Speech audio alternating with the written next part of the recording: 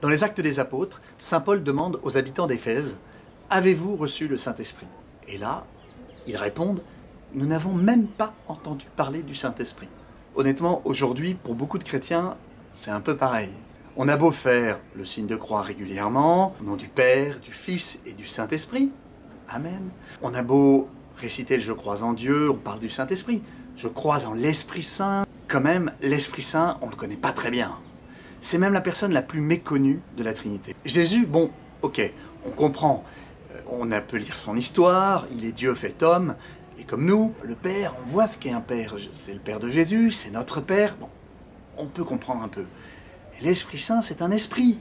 C'est très difficile à comprendre. Le Saint-Esprit est l'une des 3 personnes de la Trinité.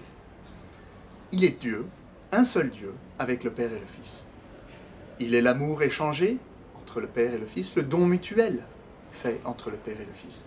Le Père engendre le Fils par amour, il lui donne la vie dans l'amour, et le Fils reçoit cet amour et se redonne à son Père dans l'amour.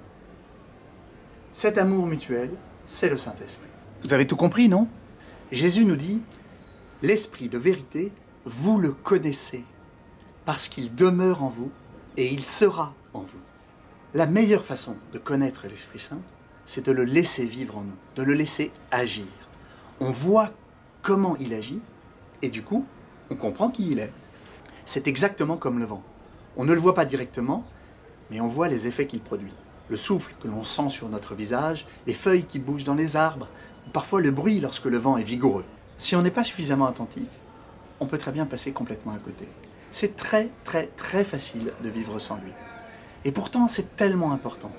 Jésus, au moment de mourir, a dit à ses disciples « Il vaut mieux que je m'en aille, car si je ne m'en vais pas, le défenseur ne viendra pas à vous.